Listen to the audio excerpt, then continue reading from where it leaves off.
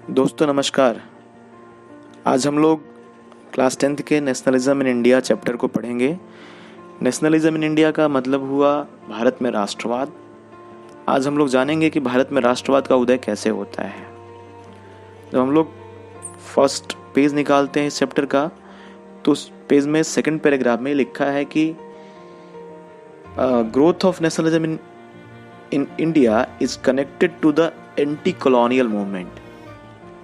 Vietnam का भी example दिया हुआ है कि वियतनाम और भारत में राष्ट्रवाद का उदय एंटी कॉलोनियल मूवमेंट के रूप में होता है। अब यही लाइन 3 क्वेश्चन खड़ा कर देती है कि आखिर राष्ट्र क्या है, व्हाट इज अ नेशन, राष्ट्रवाद क्या है, व्हाट इज नेशनलिज्म, और व्हाट इज कॉलोनियलिज्म, क्योंकि एंटी कॉलोनियल कहा गया है। तो हमें यह जानना होगा कि कॉलोनियलिज्म क्या है। तो सबसे पहले हम जानेंगे कि नेशन क्या है। हम लोग राष्ट्रवाद पढ़ने जा रहे हैं तो हमें यह जानना होगा कि नेशन क्या है, राष्ट्र क्या है। तो देखिए, राष्ट्र की बहुत सारी परिभाषाएं हैं और राष्ट्र को एक विस्तृत तौर पे समझाया गया है, पर हम आपके क्लास 10th के लेवल पर यह समझेंगे कि राष्ट्र के जो कंपल्सरी इंग्रेडिएंट्स हैं, जो कंपोनेंट्स हैं, वो 4-5 चीजें हैं। पहली चीज लिमिटेड ज्योग्राफिकल एरिया, दूसरी चीज पीपल, तीसरा common history and glory in past, चौथा कॉमन विल इन प्रेजेंट, और पांचवा फीलिंग ऑफ वननेस। एक एक का हम अभी एक्सप्लेनेशन देते हैं आपको। लिमिटेड ज्योग्राफिकल एरिया, एक सीमित भौगोलिक क्षेत्र। इसका मतलब क्या हुआ, जब हम इंडिया का मैप देखते हैं तो हम उस मैप को देख करके, उसके ज्योग्राफिकल एरिया के मैप को देख करके यह कहते हैं कि यह इंडिया का मैप है। चाइना के मैप में हम इंडिया को नहीं खोजते हैं। तो लिमिटेड ज्योग्राफिकल एरिया जरूरी है। दूसरी बात, लोग। केवल जमीन ही जमीन रहे और लोग ना रहें तो राष्ट्र का कोई मतलब रह नहीं जाता है।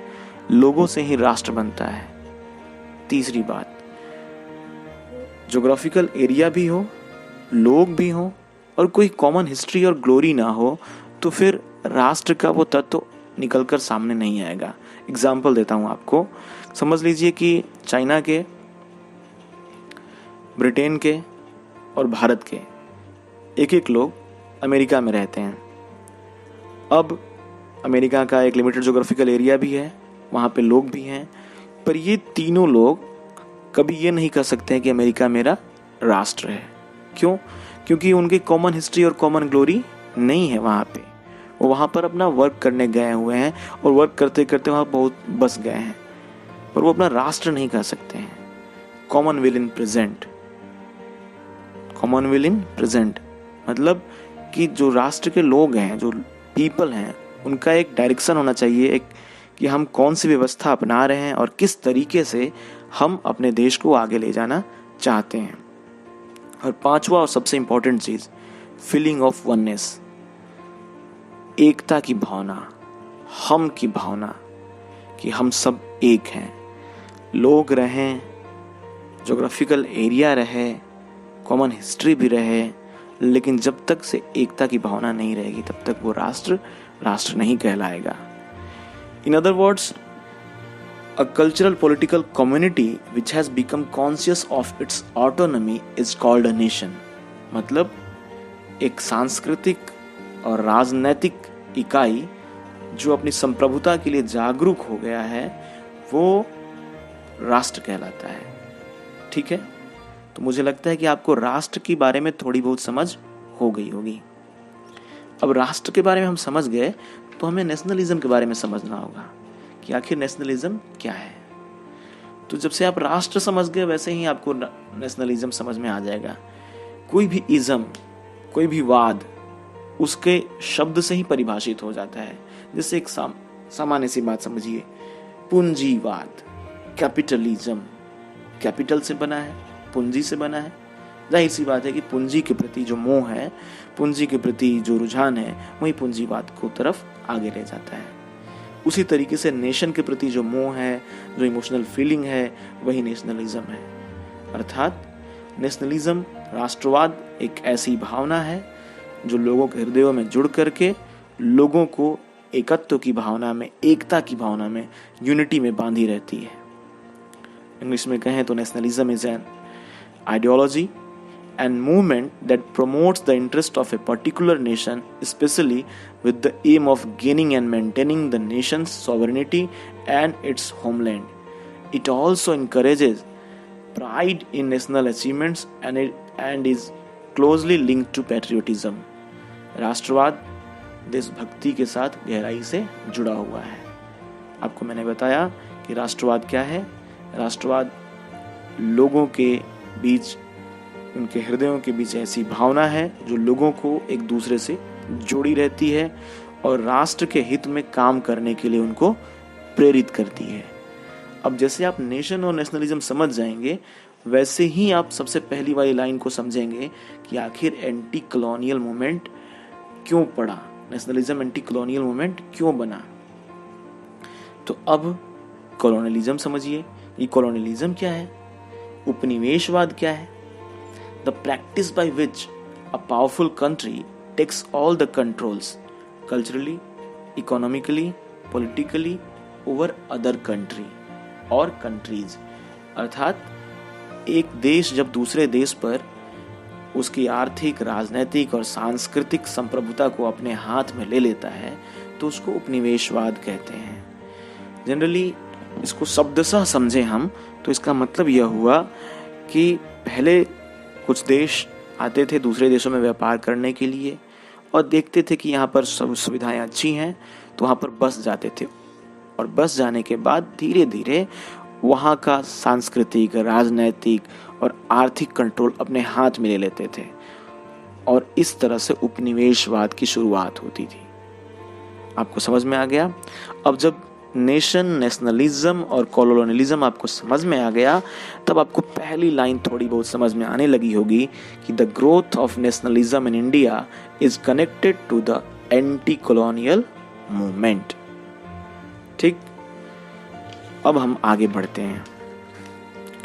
आगे बढ़ने के साथ ही हमें दिखता है कि फर्स्ट वर्ल्ड वार और इसका इम्पैक्ट क्या हुआ। फर्स्ट वर्ल्ड वार और इसका इम्पैक्ट क्या हुआ जानने से पहले हम ये जानेंगे कि फर्स्ट वर्ल्ड वार कब से कब तक हुआ, कब से कब तक। देखिए, इतिहास पढ़ रहे हैं हम लोग, तो इतिहास पढ़ने के समय हमें उसका टाइम फ्रेम जानना बहुत ज़रूरी होता है। जब तक हम उसके समय को नहीं समझेंगे तब तक से हम उसकी परिस्थितियों को नहीं समझ पाएंगे।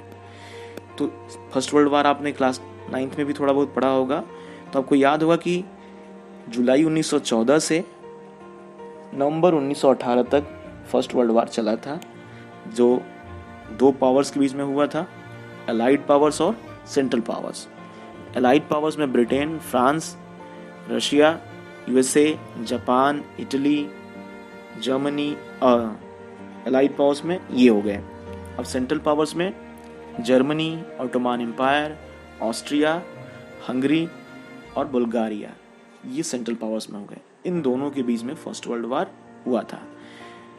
तो अब चूंकि फर्स्ट वर्ल्ड वार इसको क्यों कहते हैं, क्योंकि इसमें वर्ल्ड के अधिकांश कंट्रीज शामिल थे, इसलिए इसको वर्ल्ड वार कहते हैं। स्टार्टिंग यूरोप में होता है और धीरे धीरे वर्ल्ड में फैल जाता है। अब चूंकि ब्रिटेन वालों ने फर्स्ट वर्ल्ड वार में शिरकत की थी और इंडिया ब्रिटेन का उपनिवेश था, इसलिए जाहिर सी बात है कि इंडिया पर इसका इफेक्ट पड़ना ही पड़ना था। तो अब हम देखेंगे कि फर्स्ट वर्ल्ड वार का क्या इम्पैक्ट पड़ा। क्या इम्पैक्ट पड़ा? इम्पैक्ट ऑफ वार में हम जब जाते हैं तो देखते हैं कि फर्स्ट पॉइंट क्या निकल के आता है, इंक्रीज इन डिफेंस एक्सपेंडिचर। जैसे कोई लड़ाई होती है तो लड़ाई के लिए कौन लड़ेगा? उस लड़ाई को लोग लड़ेंगे। लोग लड़ेंगे तो उनको हथियार चाहिए, गोला बारूद चाहिए, तो इन गोला बारूद और हथियारों को खरीदने के लिए पैसे लगेंगे, और पैसे लगेंगे तो लोन लिया जाएगा, और तीसरी बात होगी कि टैक्स इंक्रीज किया जाएगा। तो लोगों पर टैक्स इंक्रीज कर दिया गया। अब जब टैक्स इंक्रीज हो जाएगा तो चीज़ों के दाम बढ़ जाएंगे। अब ध्यान दीजिएगा, ये सारे पॉइंट्स एक दूसरे से इंटरकनेक्टेड हैं। ठीक, डिफेंस एक्सपेंडिचर बढ़ता है, लोन लिया जाता है, टैक्स इंक्रीज होता है और चीज़ों के दाम बढ़ जाते हैं। अब जब चीज़ों के दाम बढ़ जाते हैं, वार हो ही रहा है, तो लोग मर रहे हैं, लोग घायल हो रहे हैं, तो फोर्स रिक्रूटमेंट शुरू होता है, जबरदस्ती की सैन्य भर्ती। जब जबरदस्ती की सैन्य भर्ती शुरू होती है तो लोग सोल्जर बनने के लिए लोग कहाँ से आएंगे? तो किसानों को बोला गया कि आप सोल्जर बनिए, और किसानों को जबरदस्ती सोल्जर बनाया जाने लगा। अब आप ही बताइए कि जब किसान हल के बदले हथियार चलाएगा तो हल कौन चलाएगा? तो हल चलाने वाले किसान अब हथियार चलाने लगे, तो क्रॉप फेल्योर हो गया। अब क्रॉप फेल्योर हो गया मतलब कि फसलों की पैदावार कम हो गई, और फसलों की पैदावार एकदम कम हो गई। जब फसलों की पैदावार कम हो जाएगी तो शॉर्टेज ऑफ फूड होगा। शॉर्टेज ऑफ फूड होगा मतलब खाद्यान्न की कमी हो जाएगी, और खाद्यान्न की जब कमी हो जाएगी तो फेमाइन आएगा, अकाल आएगा। समझ में आ रहा है? तो ये सारे पॉइंट्स एक दूसरे से इंटरकनेक्टेड हैं, इंटरलिंक्ड हैं, और इस तरीके से वार ने भारत पर इफेक्ट डाला। इसके साथ ही इन्फ्लुएंजा जैसा एपिडेमिक फैल जाता है। जैसे अभी कोरोना का पैंडेमिक फैला हुआ है और हम लोग अपने अपने घरों में दुबके हुए हैं, इतने साइंस एंड टेक्नोलॉजी को आगे बढ़ जाने के बाद भी। तो उस समय इन्फ्लुएंजा एपिडेमिक फैलता है, फेमाइन आता है। तो इन दोनों वजहों से भारत में लगभग 13 मिलियन मतलब 130 लाख लोग, मतलब 1,30,00,000 के आसपास लोग इफेक्टेड होते हैं। और ये सारी चीजें एक पृष्ठभूमि तैयार कर रही हैं। किस चीज की पृष्ठभूमि? आंदोलन की पृष्ठभूमि, ब्रिटेन से आजाद होने की पृष्ठभूमि। और किस चीज की पृष्ठभूमि? ब्रिटेन के खिलाफ आंदोलन करने की पृष्ठभूमि। अब देखिए ये सब क्यों ऐसे तैयार हो रहा है? क्योंकि जब भी कभी अभाव होता है तो उससे अभाव से आक्रोश पैदा होता है, और उस आक्रोश में ही आंदोलन जन्म लेता है। इस बात को आप अच्छे से समझिएगा। कुछ ज़्यादा टफ हिंदी हो गई तो ये समझिए कि स्कार्सिटी में गुस्सा ज़्यादा आता है, और कलेक्टिव गुस्सा जब आया तो उस कलेक्टिव गुस्सा आंदोलन में बदल जाता है। ठीक। पर 1914 से 18 के बीच में फर्स्ट वर्ल्ड वार तो हुआ। फर्स्ट वर्ल्ड वार होने के बाद इस दौरान भारत की पॉलिटिकल स्थिति क्या थी? पॉलिटिकल स्थिति ये थी कि 1915 में गांधी जी साउथ अफ्रीका से भारत आते हैं। और गांधी जी साउथ अफ्रीका से भारत जब आते हैं तो चूंकि वो साउथ अफ्रीका में काफ़ी पॉपुलर हो चुके थे। क्यों पॉपुलर हुए थे? वो पॉपुलर हुए थे इस वजह से कि उन्होंने पहली बार सत्याग्रह नामक अस्त्र का उपयोग किया था साउथ अफ्रीका में ही। अब किसके खिलाफ किया था? तो वहाँ की रेसिस्ट गवर्नमेंट के खिलाफ किया था। अब रेसिज्म क्या है? तो रेसिज्म है discrimination on the basis of colour, रंग के आधार पर भेदभाव करना रेसिज्म है। फिर अब क्वेश्चन उठता है कि सत्याग्रह क्या है? सत्याग्रह जनरली हर साल एग्जाम्स में पूछता है। तो सत्याग्रह का जब हम लिटरली मीनिंग निकालते हैं, मतलब अक्षरशः मीनिंग निकालते हैं, तो उसका अर्थ होता है सत्य के प्रति आग्रह, seeking for the truth. Gandhi ji कहते थे कि Satyagraha is pure soul force, यह पूरी तरीके से आत्मबल है और सत्य ही इसकी आत्मा है, नॉन वायलेंस इसकी शक्ति है। सत्य और अहिंसा सत्याग्रह की शक्ति है। वो कहते थे कि अगर आपको अन्याय के खिलाफ लड़ना है तो इसमें किसी फिजिकल फोर्स की जरूरत नहीं है, आप अपने आत्मबल से लड़ सकते हैं।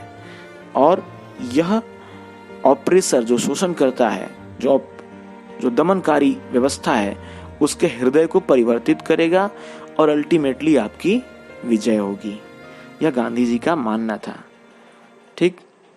अब गांधी जी ने इस सत्याग्रह के बल पर दक्षिण अफ्रीका में सफलता पाई।